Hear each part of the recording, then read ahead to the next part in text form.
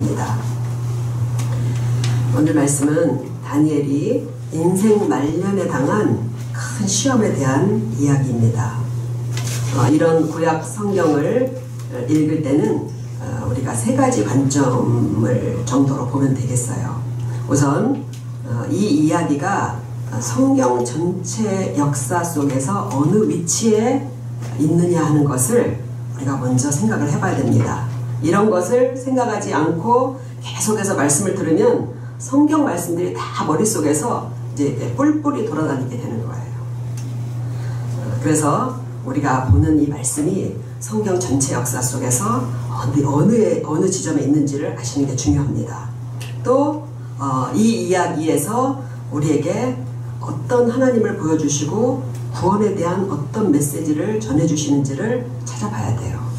그리고 내게 무슨 말씀을 하시는지를 우리가 그렇게 살펴보면 되겠습니다.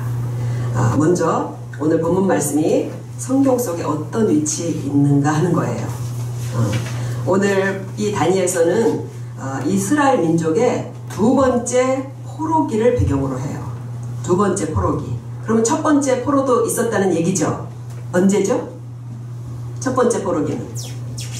첫 번째 포로기는 애굽, 이집트의 포로가 되었던 과거에 있었었죠. 그죠?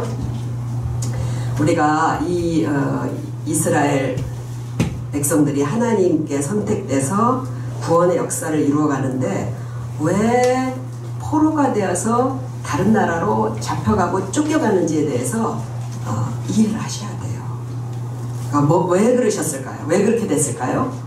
당연히 죄와 그 다음에 악 때문에 그들이 가나안 땅을 누리지 못하고 다른 나라에 포로가 되어 쫓겨가는 그런 일이 일어나는 거예요. 그러니까 첫 번째 포로기가 뭐냐면은 이스라엘 백성들이 애굽의 포로가 된 이야기예요. 그런데 왜 어쩌다 애굽의 포로가 됐는지 사람들이 잘 생각을 안 합니다.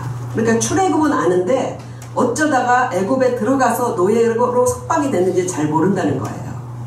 우리가 알고 있기는 어때요? 가나안 땅에 가뭄이 들었고 이미 가나안 땅에 요셉이 가 있었고 그걸로 인해서 이주한 걸로 그렇게 아시고 계시죠. 그죠? 그러니까 이거를 우리가 잘못 이해하면 이래요. 하나님께서 애굽으로 보내셨다가 그리고 다시 출애굽을 시키셨다가 이렇게 되는 거예요. 그러면 우리가 알고 있는 구원에 대한 전체적인 개념이 거기서 왜곡이 돼버립니다. 그러니까 이거를 우리가 잘 이해를 하셔야 돼요. 애굽에 내려가게 된 이유가 무엇인지부터. 그러니까 야곱의 70명의 가족들이 함께 1차 포로기에 애굽으로 내려간 내용을 우리가 보면요. 그 창세기에 나타난 야곱의 가족들의 이야기를 보면요. 왜 그런지 알만해요. 왜냐하면 우리가 잘 알고 있는 내용들이에요. 야곱이 아내가 몇 명이었어요? 4명이었어요. 그 가정에 아마도 행복한 사람은 한 명도 없었을 것 같아요. 4명의 아내와 4명의 어머니와 각각 다른 자식들. 어떻게 행복하겠어요, 그 가운데. 그런 가족사에서 요셉을 죽이려는 형들. 결국은 동생을 종으로 팔아버리잖아요. 타국에. 큰아들 루벤이라는 큰아들은요. 아버지 야곱의 말하자면 서모잖아요. 그죠? 그러니까 서모하고 동침하는 그런 폐륜을 저지릅니다. 그리고 여동생 디나가 가나안 땅에서 욕보였다고 해서 욕을 받다고 해서 복수로 마을 전체를 늘절시키는 그런 일들을 형제들이 해요. 그러니까 이거는 심판이 작정된 가나안의 여러 약한 사람들 있잖아요. 부족들. 그 사람들하고요. 전혀 다르지가 않은 그런 죄악된 모습들이라는 거예요. 그래서 결국은 하나님이 아브라함에게 약속하신 그 가나안 땅에서 쫓겨나서 애굽으로 쫓겨가게 된 거예요. 말하자면. 애굽은 처음에 그들을 환영하는 것 같지만 결국은 노예로 삼고 억류하고 혹독하게 종으로 부리게 된 것입니다. 하나님을 벗어난 인간은 결국 사탄이 지휘하는 노예선 바닥에서, 알죠? 노예선? 바닥에서 평생 뭐해요? 노를 젓는 그런 것이 결국은 인간의 삶이라는 것을 우리가 이들의 노예 생활에서 알 수가 있는 것입니다. 모세를 보내서 이 애굽의 노예가 된 이들을 다시 가나안 땅으로 데려가신 것은 자기 힘으로는 벗어날 수 없는 그 종의 속박을 하나님께서 친히 우리를 구원하신다는 것을 보여주시는 것이 그 포로기 역사의 배경이라는 것을 우리가 아시면 돼요. 그러면 두 번째 포로기는 또 어떻겠어요? 그것도 마찬가지예요. 그러니까 다시 하나님께서 돌려보내신 가나안 땅에서 약 1000년 정도의 독립국가를 지내는 동안에 이스라엘 백성들이 단 한 번도 하나님의 뜻대로 바르게 산 적이 없어요. 그게 구약 성경의 역사예요. 한 번도 바르게 산 적이 없어요. 결국 바벨론이라는 나라가 침공해서 나라가 망하고 다시 어디로 끌려가 이번에는요. 저 북쪽에 있는 갈대아 땅 바벨론 제국으로 끌려가게 된 것이 그 두 번째 포로기예요. 두 번째 포로기에서도 어떻게 해서 이들이 다시 예루살렘으로 귀환하냐면 그 바벨론 제국을 함락한 페르시아의 고레스 왕에 의해서 그냥 본국의 귀환을 허락하는 거예요. 돌아가도 좋다. 포로 해방이 그렇게 되는 거예요. 그러니까 이런 역사들이요. 단순히 한 나라 이스라엘의 역사에 그치는 것이 아니라는 걸 우리는 알아야 됩니다. 인간의 죄로 인한 하나님과의 단절 그리고 예수님을 통한 구원의 원리를 이해시키고 가르치는 교본이 바로 뭐냐면 구약 성경의 역사들이라는 거예요. 그러니까 이스라엘 역사 속에는요. 아주 많은 구원의 개념들이 확차게 들어있어요. 단순한 역사가 아니라는 거예요. 두 번째 포로기에 다니엘은 왕족이었어요. 왕족이었던 다니엘은 아주 어린 나이에 이 북쪽에 있는 갈대아 땅으로 끌려온 전쟁 포로입니다. 전쟁 포로예요. 본문 말씀은 아직 예루살렘으로 돌아가라는 칙령이 떨어지기 전 그리고 다니엘의 나이는 80이 넘는 노인이 된 나이입니다. 오늘 본문이 그래요. 그리고 여전히 오늘 우리가 본문에서 읽었듯이 정치적인 실세였던 그 다니엘은 인생 말년에 경쟁자들의 함정에 빠져서 위기를 당하고 사자굴에 던져지게 된 것입니다. 이것이 오늘 전체 말씀의 배경이에요. 그래서 우리가 오늘 이 말씀에서는요.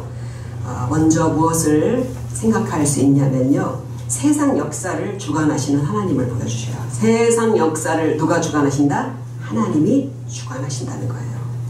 세상에서 일어나는 역사와 그 속에서 일어나는 인간들의 흥망성쇠 이 모든 것이 다 하나님의 주권 안에 있다는 것입니다. 오늘 본문 바로 앞 성경 구절을 보면요. 이런 말씀이 있어요. 30절에 보면 그날 밤에 갈대아 왕 벨사살이 죽임을 당하였고 메대 사람 다리오가 나라를 얻었는데 그때 다리오는 62세였더라. 그러니까 하룻밤 사이에 바벨론 제국이 망하고 메대 바사, 그러니까 페르시아예요. 메대 페르시아 이 두 나라 연합군이 갈대아 땅에 패권을 잡았다는 거예요. 하룻밤 사이에 메대 바사 연합군이 바벨론을 공격해서 바벨론의 마지막 왕인 벨사살 왕을 죽이고 나라를 얻은 것입니다. 그러니까 전쟁을 했더니 전쟁의 결과 행운의 여신이 누군가의 손을 들어준 게 아니에요. 누군가의 손을 들어준 게 아닙니다. 그날 밤 이 정권이 바뀌던 이날 밤에 벨사살은요 성전에서 예루살렘 성전에서 약탈한 금잔으로 술을 마시는 오만방자한 연회를 하고 있었어요. 우리가 알고 있듯이 그때 맞은편 벽에 손가락 하나가 나타나서 글을 쓰잖아요. 어떤 내용이에요? 내가 저울에 달아봤더니 너를 저울에 달아봤더니 너는 부족하다. 내가 이 나라를 다른 사람에게 주겠다. 그런 내용의 글이 손가락에 의해서 쓰여진 거예요. 그리고 그날 밤에 벨사살 왕이 죽고 그 갈대아 땅을 다리오 왕, 메대 다리오 왕에게 하나님께서 주신 것입니다. 한 나라가 뽑히고 한 나라가 세워지는 그 중심에 누가 계시다는 거예요? 하나님이 저울에 달아보시면서, 우리 다 저울에 달아보시는 거예요. 달아보시면서 판단하고 움직이신다는 거예요. 그리고 이것이 하나님의 주관하신 역사라는 것을 더 분명하게 보여주시기 위해서 오늘 이 밤에 이 역사가 일어날 것을 이미 이사야 선지자와 예레미야 선지자를 통해서 다 기록해 놓으셨어요. 예언해 놓으셨어요. 놀라워요. 그러니까 그 중에서 제가 예레미야 51장 11절 한 군데를 읽어드릴게요. 예레미야 선지자는 지금 현재 다니엘 이전에 약 한 50여 년 전 그 정도 사람이라고 생각을 하면 돼요. 이미 죽은 사람이에요. 예레미야 선지자가 뭐라고 기록을 했냐면 이렇게 기록을 했어요. 화살을 갈며 둥근 방패를 준비하라. 여호와께서 메대 왕들의 마음을 부추기사 바벨론을 멸하기로 뜻하시나니 이는 여호와께서 보복하시는 것 곧 그의 성전을 위하여 보복하시는 것이라. 이미 수십 년 전에 메대 왕들의 마음을 부추기사 바벨론을 멸하시기로 뜻하셨다고 그렇게 이미 예언이 되어 있다는 거예요. 예레미야서에. 그러니까 하나님의 성전을 모독하고 이 피비린내나는 정복전쟁을 무리하게 일으킨 바벨론을 메대라는 나라를 통해서 멸망시키는 것이 하나님의 계획이시라는 겁니다. 다니엘서를 우리가 쭉 읽어보면요. 다니엘의 손에는 뭐가 있었냐면요. 예레미야 선지자가 쓴 서책이 있었어요. 그때 이미 예레미야 선지자가 쓴 예레미야서를 가지고 있었다는 거예요. 그래서 뒤에 보면 다니엘이 예레미야 서책을 연구하다가 바벨론의 포로 생활이 70년 만에 끝나고 예루살렘으로 돌아갈 거라는 하나님의 예언을 발견하잖아요. 거기서. 그러니까 이 다니엘이 그 서책을 통해서 성경을 통해서 하나님이 예언했던 말씀이 그대로 자기 눈앞에서 이루어지는 것을 보았을 때 얼마나 충격을 받고 놀랐겠어요. 얼마나 놀랐겠어요. 그걸 봤을 때.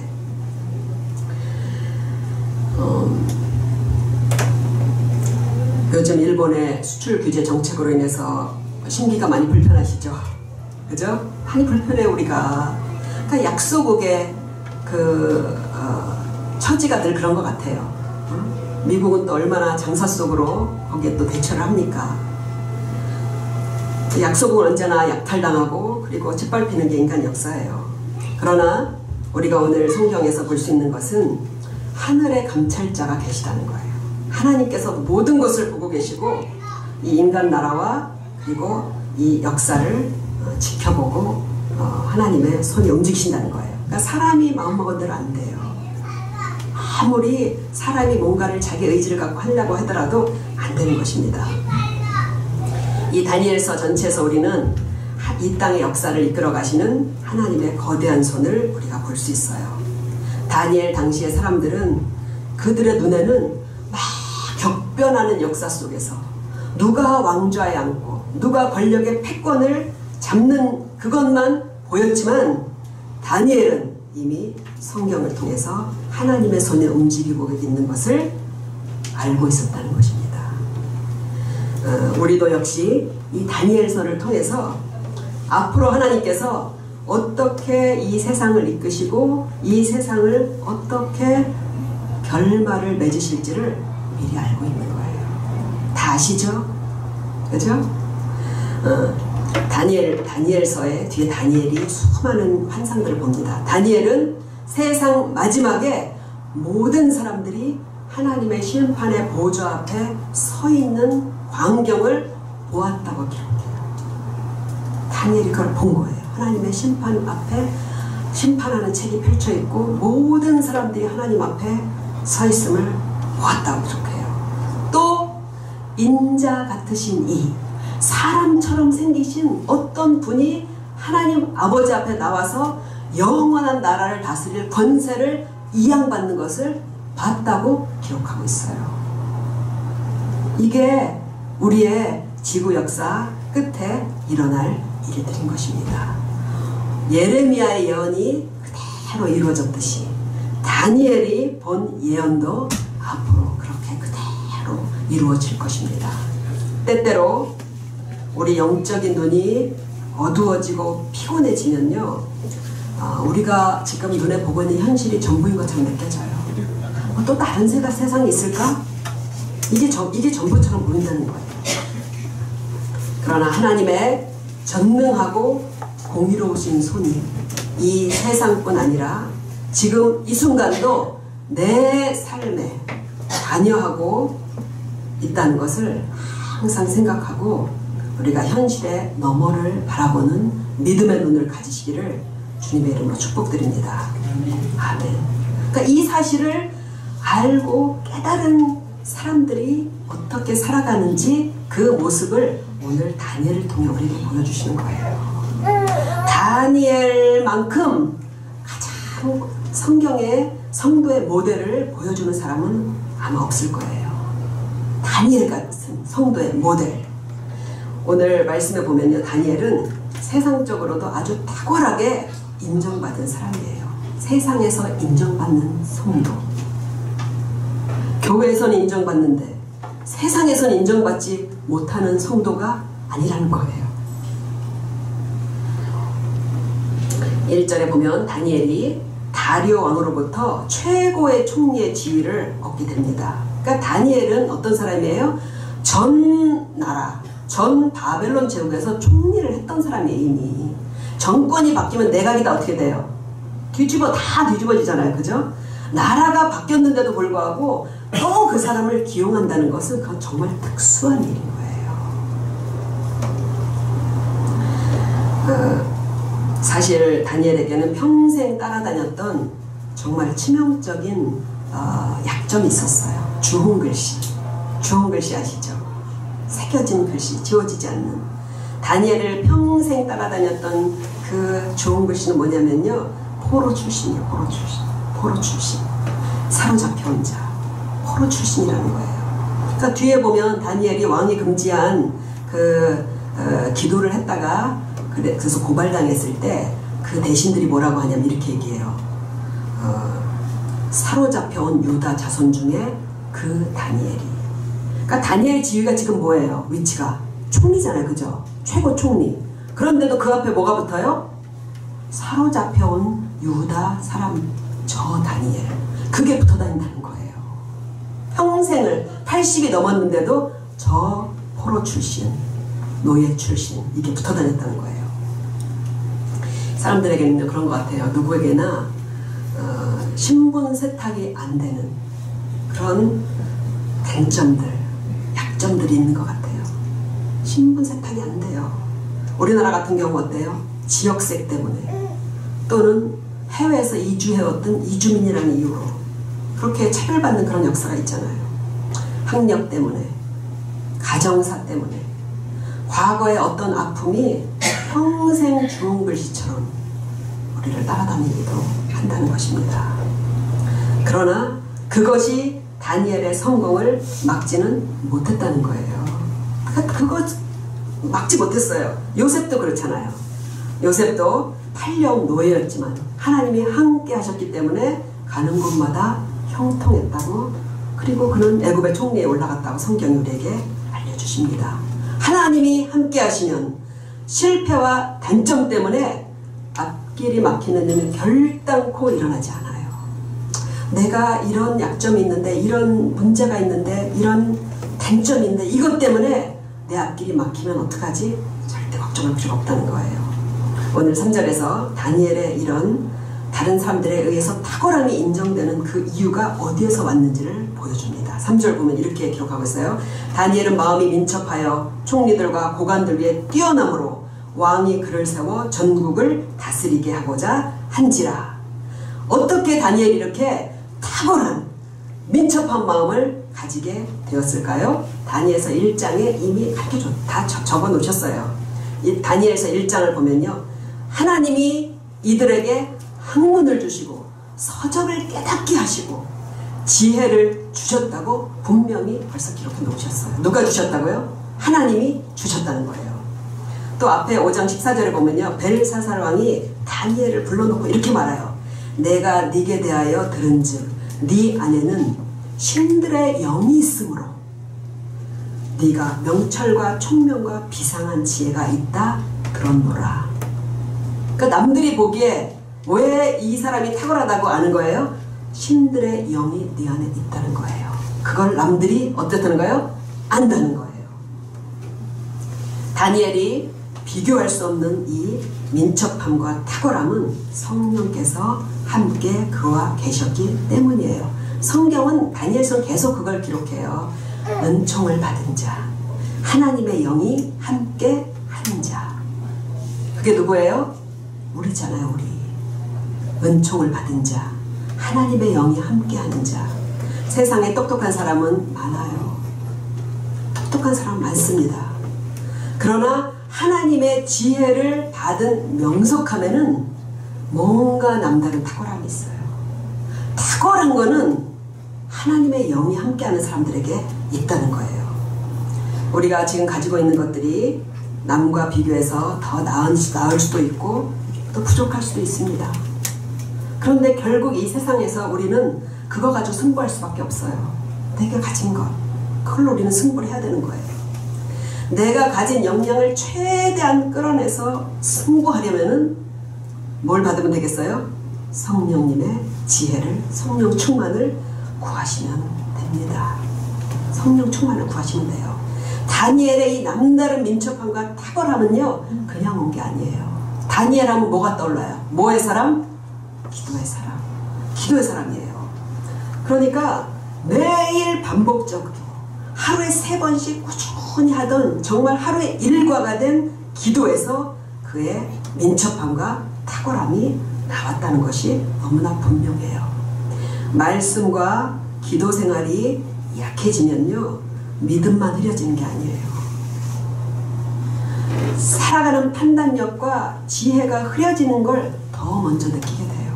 그러니까 말씀에 집중하지 않고 기도 생활하지 않으면요, 내가 살아가는데요 자신감이 없고 모든 것들이 둔해지고 어두워진다는 걸 더 먼저 느끼게 돼요. 꾸준한 경건 생활의 힘을 믿으셔야 됩니다. 꾸준한 경건 생활, 일상이 되도록 꾸준히 하는 경건 생활의 힘이 그걸 믿으셔야 돼요. 사업도, 공부도, 직장생활과 가정생활도 성령님의 지혜와 능력이 통하지 않는 데는 없어요. 다 통해요. 그게 다 통하는 거예요. 우리의 성공의 목적이 나의 성취와 세상적 욕망이 아니라 하나님의 뜻에 우리가 잘 조정되고 맞춰지고 나간다면 우리가 구하는 탁월한 능력을 반드시 하나님께서 우리에게 주시고 이끌어 주실 것입니다. 우리 청소년부 특별히 하나님 앞에 그런 지혜를 구하며 그렇게 공부하며 하나님의 인도하심을 잘 따르시길 바랍니다.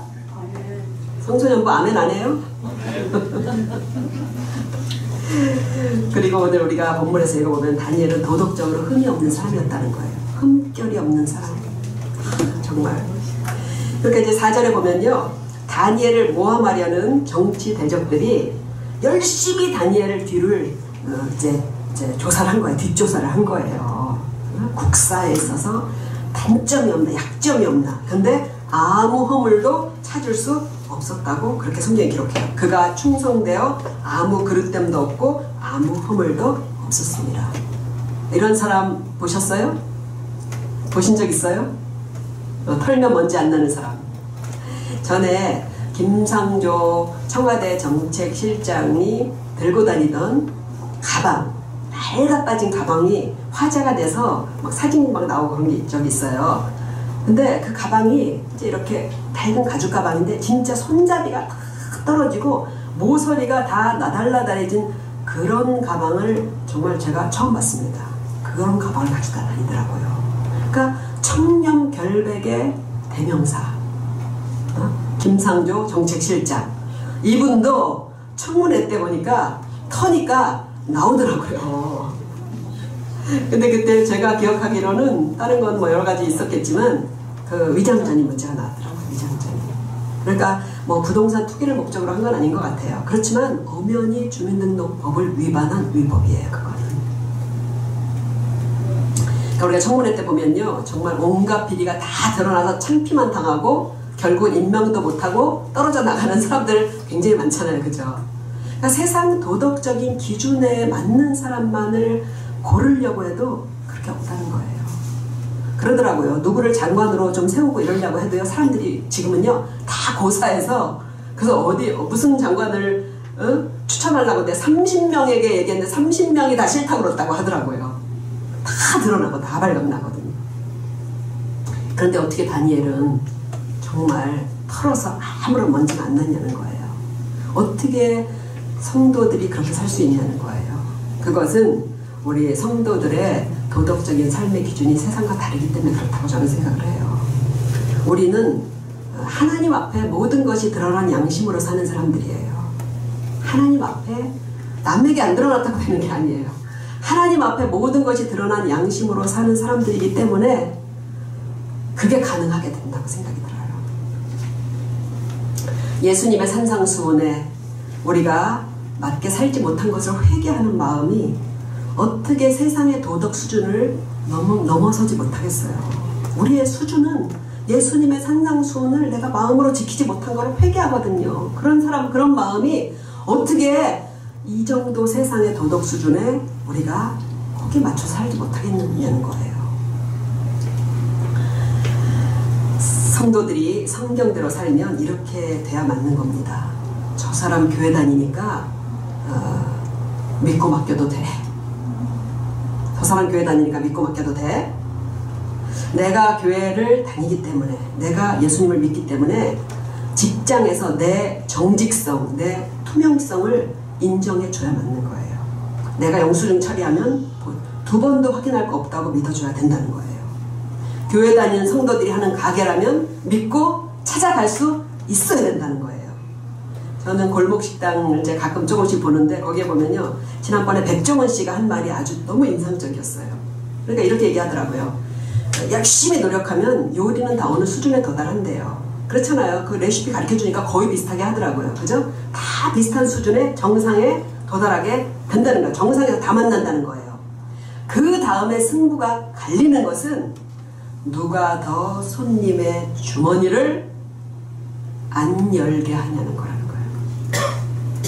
우리 생각하고 다르잖아요. 그죠? 사람은 실력이 있으면 사람의 주머니를 어떻게 하려고 그래요? 더 열라고 하잖아요. 그죠? 누가 손님의 주머니를 덜 열게 해주냐, 그것이 승부가 갈린다고 그렇게 얘기를 하더라고요. 높게 책장을 가격 다 내리잖아요. 그러니까 이분이 저런 지위에 오르게 된 이유를 제가 좀 그런 단적으로 볼 수 있겠더라고요. 그러니까 우리 성도들이 저 사람 정도의 마인드를 갖고 사업을 하고 장사를 하고 직장에서 일해야 당연한데, 세상 사람들이 오히려 사회에 감동을 주고 있다는 거예요.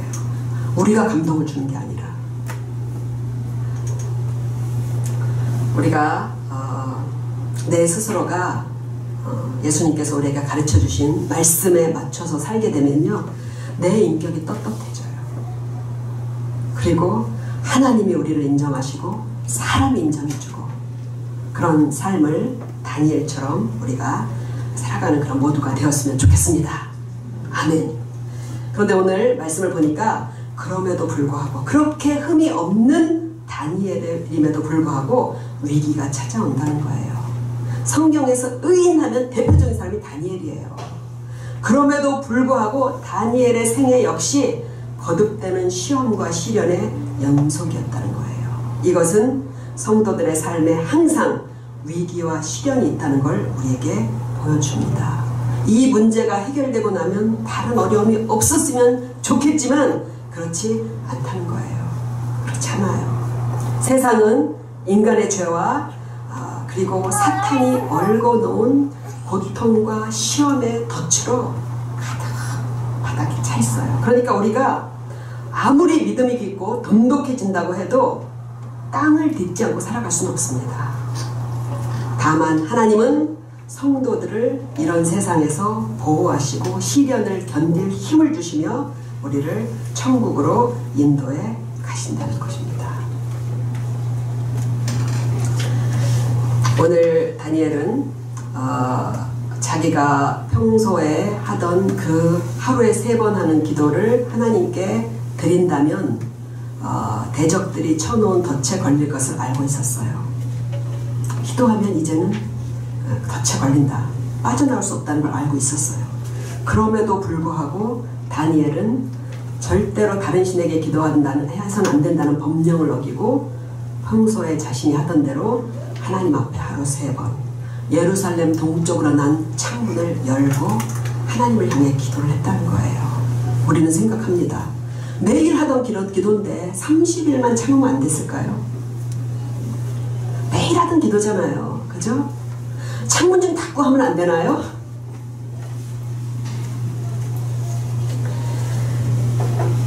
믿음이 약한 우리는 늘 하나님 앞에 양해를 구하잖아요. 하나님 제 형편 아시죠? 죄송하지만 이해해 주세요. 하나님 앞에 늘 우리는 양해를 구합니다. 그런데 다니엘은 분명을 이 덫을 피할 수 없다는 걸 알고도 자신의 믿음을 하나님 앞에 보이기로 선택을 했다는 거예요. 사람의 성정이 똑같아요. 다니엘도 우리와 똑같은 성정을 가진 사람인데 어떻게 그는 죽음의 두려움 앞에서 그런 결단을 할 수 있었을까요? 그것은 다니엘이 알고 있는 하나님이 죽음보다 크시다는 것을 다니엘이 체험적으로 알았기 때문에 그런 거예요. 하나님은 이 죽음보다 크신 하나님이라는 것을 알고 있었다는 거예요. 우리가 하나님을 섬길 때 잘 보세요. 내가 신앙을 위해서 포기하는 것만큼, 내가 하나님을 위해서 헌신하는 것만큼 그만큼 하나님을 내가 알고 있구나라고 생각하면 맞아요. 내가 지금 하나님께 헌신하는 만큼 내가 이렇게 하나님을 알고 있구나, 그거를 우리가 우리 자신을 볼 수 있는 것입니다. 잃는 게 더 많다면 그걸 선택할 사람은 없어요. 내가 이걸 선택하면 잃는 게 더 많은데 누가 그걸 선택하겠어요? 사람으로서. 다니엘은 지금 자기가 가지고 있는 모든 것, 그리고 심지어 목숨보다 크신 하나님을 알고 신뢰하고 있었다는 것을 오늘 우리는 볼 수 있는 거예요. 그래서 다니엘이 두려움에 떨면서 기도하지 않아요. 다니엘이 문을 열고 감사하면서 하나님 앞에 기도했다고 그렇게 성경이 우리에게 알려주십니다. 어디서 이런 믿음이 나왔겠어요? 이런 믿음이 하루아침에 이루어진 게 아니에요. 다니엘서 우리가 쭉 읽어보면요, 다니엘서 1장부터 다니엘은 자신이 알고 배워온 하나님의 말씀을 지키기로 결단했다고 그렇게 기록을 하고 있습니다. 그래서 보면은 왕이 내린 음식이 우상 신전에 바쳐졌던 음식임을 알고 우리는 이 육식을 하지 않겠다, 당돌하게 채식을 하겠다고 결단을 해요. 하나님이 즉시 이들의 믿음에 응답을 하십니다. 그들을 보살피던 환관장을 감동하셔서 이들을 보호해 주셔요. 그리고 육식을 먹은 어떤 청년들보다 더 건강하고 아름답게 만들어 주십니다. 그리고 남들보다 뛰어난 지혜를 주셔서 왕에게 발탁되게 하셔요. 다니엘서에는 이렇게 이 다니엘과 그의 친구들이 세속 나라와 권세와 그 방식에 굴복하지 않고 그때마다 하나님을 선택한 6가지 사건이 나와요. 6가지 사건. 이 6가지 사건을 다니엘이 겪으면서 전능하고 신실하신, 이 세상의 모든 권력과 권세를 능가하는 하나님의 전능하심과 신실하심을 점점 깨닫고 믿게 된 것입니다.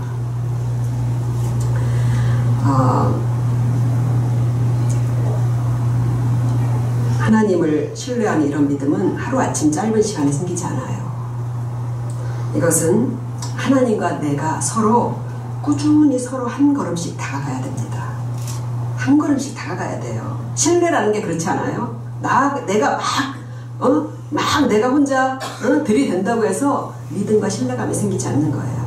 하나님 입장에서는 우리에게 자신을 다 보여주실 수 있지만 우리 때문에 그렇게 안 하신다는 거예요.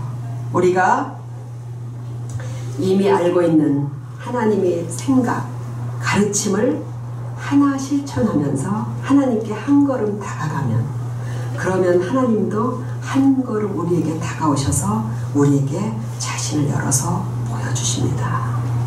한 걸음씩 다가가는 것이 사랑과 신뢰의 관계에는 맞는 것 같아요. 한 걸음씩 다가가는 것.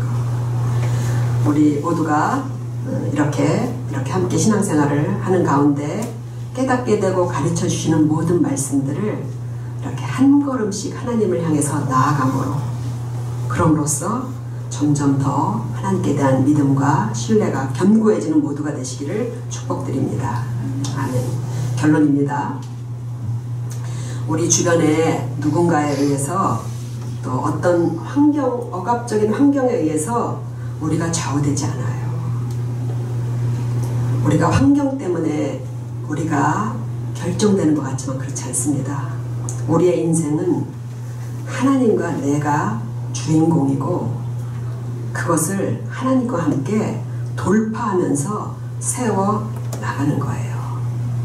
그런 우리 인생에서 부끄럽지 않은 내 인격, 그리고 내가 세상을 상대할 수 있는 실력을 갖춰 나가는 것은 성도로서 마땅하고 자부심을 가질 일이에요.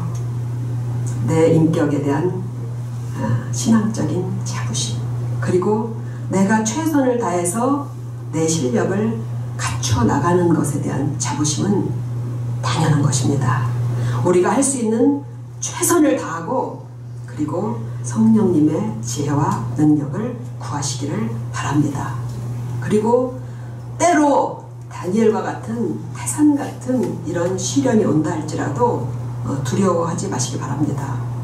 그런 위기가 오면요, 내가 가진 모든 것을 다 잃을 것 같은 두려움이 밀려와요.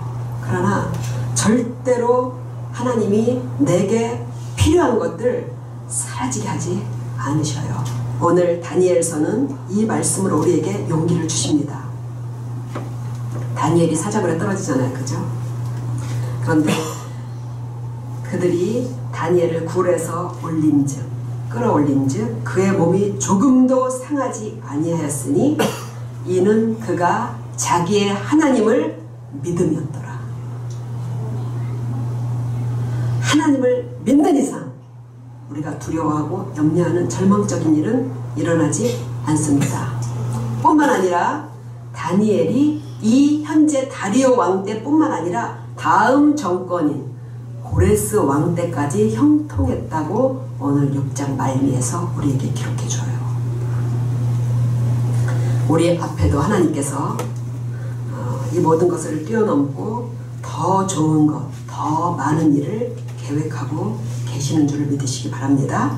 나이가 점점 들어가시는 성도님들, 우리 앞날에 더 이상 좋은 것은 없을 것 같죠? 그죠? 우리 앞에 더 이상 기쁨이 있을까? 더 좋은 일이 있을까? 모든 것이 하나씩 하나씩 다 사라져가는 것이지? 그렇지 않다는 거예요. 다니엘이 80이 넘어서 등용됐고 그 다음 왕까지 하나님께서 그를 들어서 귀하게 사용하십니다. 하나님께서 우리의 내일의 미래에 지금보다 더 우리를 행복하게 하고 만족하게 하고 기쁘게 할 수 있는 것들을 많이 예비해 놓으셨다는 것을 믿으시기 바랍니다. 아멘. 이렇게 우리가 기쁨으로 끝까지 주님을 따르는 모두가 되시기를 간절히 축복드립니다. 아멘. 우리 찬송 부르고 기도하시겠습니다.